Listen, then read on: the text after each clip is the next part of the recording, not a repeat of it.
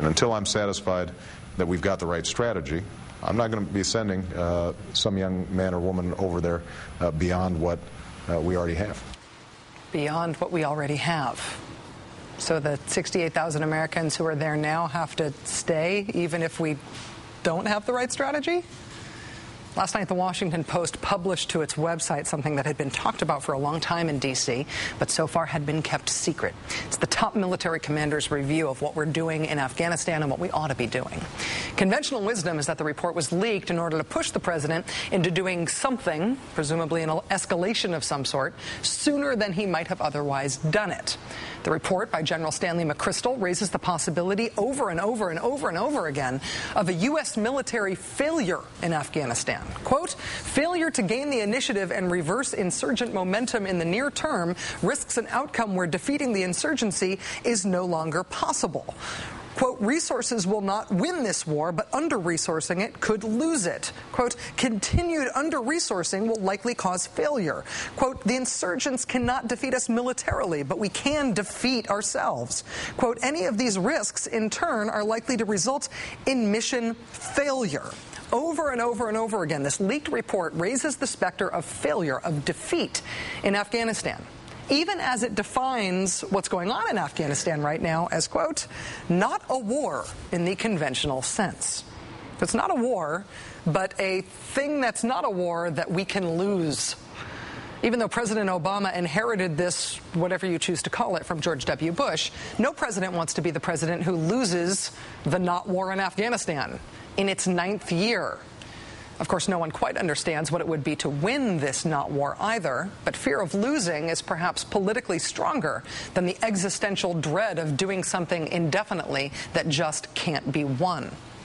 General McChrystal has not requested additional troops yet. It's expected that he will. But his report indicates that a strategic change is more important than more resources. He defines the ultimate goal of U.S. military operations as creating an Afghanistan in which, quote, the insurgency no longer threatens the viability of the state.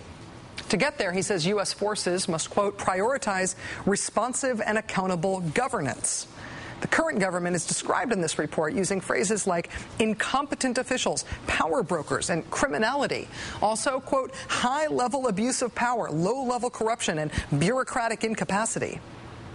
And while the goal of creating an Afghan government that is worthy of its people is both admirable and well-intentioned, we're all left to wonder, as the number of Americans in Afghanistan pursuing that very lofty goal has more than doubled just in the course of the last year, we're all left to wonder how exactly America can get the Afghans that awesome-sounding government, and how long it's expected to take, and how much it'll cost.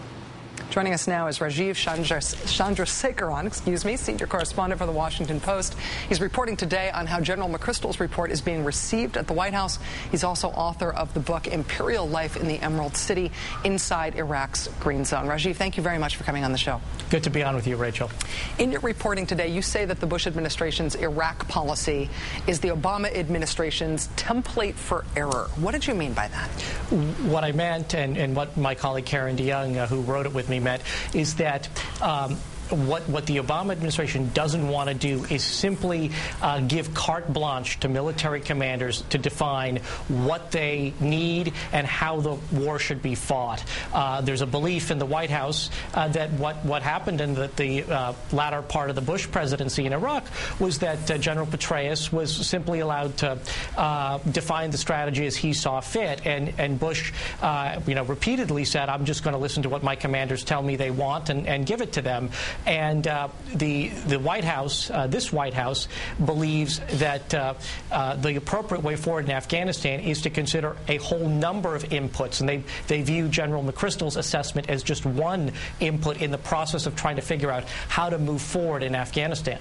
Rajiv, I had one big conceptual disconnect reading the McChrystal report today, and I was struck by how frequently it mentions the possibility of us failing in Afghanistan, and there's obviously some real political oomph behind that assertion, but also how consistently the report denounces the Afghan government for being corrupt and abusive and all these other things.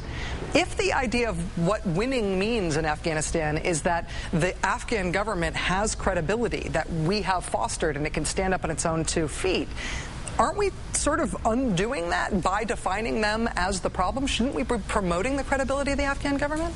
Well, it would be all well and fine to promote the credibility if there was a credible government, and that was everybody's assumption, going into this when the President Obama, the Obama administration took over, and when they set out a policy back in March to move forward with an integrated sort of counterinsurgency plan. But what happened along the way were these presidential elections last month in Afghanistan that was just riddled with fraud. It was a total fiasco. A lot of ballot box stuffing by partisans of the incumbent President Hamid Karzai. And now, it looks like Karzai is going to stay in office, but he's going to stay in office under a huge cloud of illegitimacy in the eyes of many Afghans. And so what you now have are smart people back in the White House saying, well, how do you implement a counterinsurgency strategy that's aimed at promoting good governance, helping to connect the Afghan government to the people there,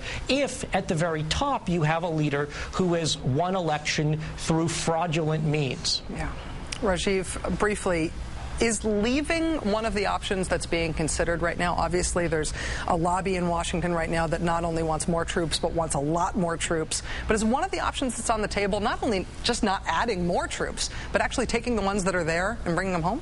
That is one option, but it's not a full just pack up bags and leave, but a drastically scaled-down mission that would involve perhaps special operations forces and aerial drones to go after any high-level al-Qaeda operatives who might seek to come back to Afghanistan. And the people who support that view say, well, that's the truest approach in keeping with the strategy outlined, or the goal outlined by President Obama, which is fundamentally to keep al-Qaeda from returning to their safe havens in Afghanistan.